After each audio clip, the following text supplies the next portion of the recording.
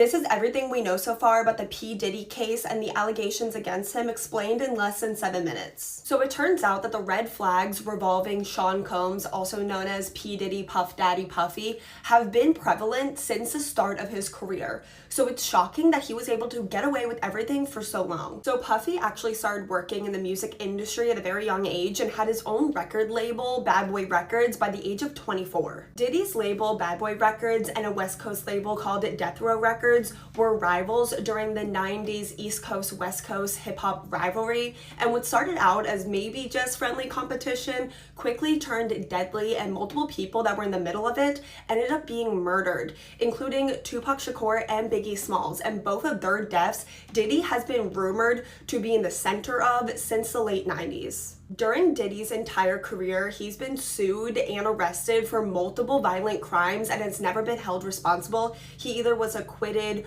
or the charges were dropped or he was able to pay people off. In one of these incidents, 3 people were shot in a crowded nightclub, and P. Diddy and his then girlfriend J-Lo were both arrested for it, but neither of them ended up serving any time. Since everything has come out, people have really been side-eyeing J-Lo and also anyone that used to hang out with P. Diddy and go to his parties. I honestly would not be surprised if P. Diddy is offered a plea deal and half of Hollywood end up getting arrested. When Diddy was 38 years old, he signed a 19-year-old artist named Cassie Ventura to his record label Bad Boy Records, and he was obsessed with her from the beginning. Remember, he's 38 and she's only 19 years old, and he would not take no for an answer. The two of them did date for about a decade, but I would not say that this relationship was consensual. This was definitely a forced relationship. He was able to pretty much dangle her career and all of her dreams in her face if she would not comply and obey him. Diddy would also force Cassie to take substances against her will and would often SA her.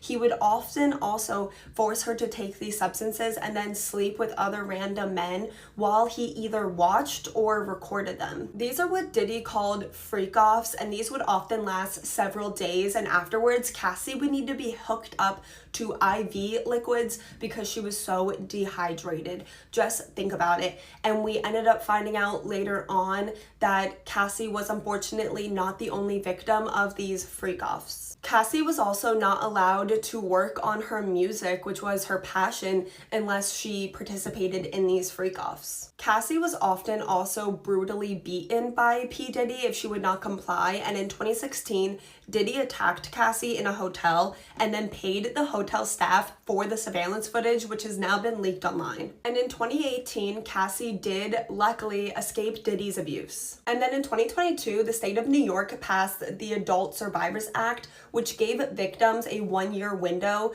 to hold their abusers accountable, even if the statute of limitations had already passed. And this was the same act that found presidential candidate Donald Trump liable in an essay that he committed in 1996. So in November of 2023, under this act, Cassie filed a lawsuit against Diddy, and this would be the beginning of the end. In this lawsuit, Cassie accused Diddy of physical and psychological abuse as well as SA, also that he used to force her to take substances against her will and then force her to engage in SA acts with other random men. Also accused Diddy of trying to kill multiple people, including an incident where Diddy held a woman by her ankles off a 24-story building. Following Cassie's lawsuit, 3 more victims of Diddy ended up filing their own lawsuits against Diddy, and these were underage people accusing him of SAing them and drugging them. And then, like I'm sure all of you guys know, in March of 2024, Homeland Security got a warrant to raid Diddy's homes in Miami and LA in an SA trafficking investigation. They ended up finding and taking with them a lot of evidence.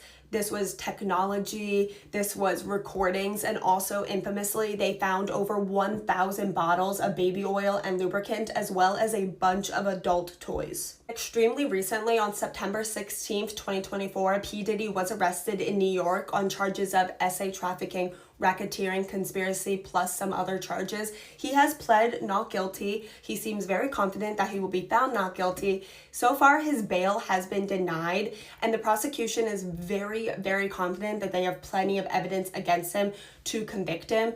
If P. Diddy is found guilty, he is facing life in prison with a minimum sentence of 15 years in prison. Then since then, over 120 victims, both male and female, have come out with their own accusations against P. Diddy, 25 of which were only minors, with the youngest being 9 years old. So this was actually really hard to research, which is why it's taking me so long to make this video. I feel like things are coming out every other day. There's also been a lot of rumors, but I do want to address 2 of those rumors. So we all know who Usher is. Turns out when Usher was only 13 years old, Diddy, who was an adult at the time, had legal guardianship over 13-year-old Usher. And there has been rumors that Diddy had essayed Usher when he was a child, literally 4 years. Also, when Justin Bieber was 15 years old, he used to hang out with P. Diddy. Allegedly, he would go to parties with P. Diddy when he was only a minor, spend days on days with him at a time. I've seen a concerning amount of people on social media say that Justin Bieber needs to come out and say if anything happened with him and P. Diddy. I hope I don't see any of those comments on this video.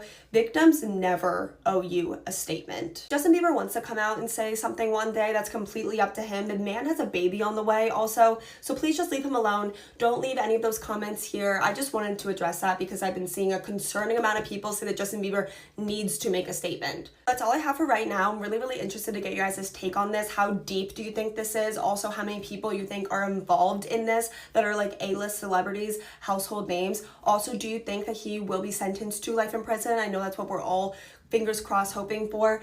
Let me know all your thoughts in the comments, and while you're there, please let me know what case you want to see me cover next. I love you guys so much, and I will see you guys tomorrow with another video.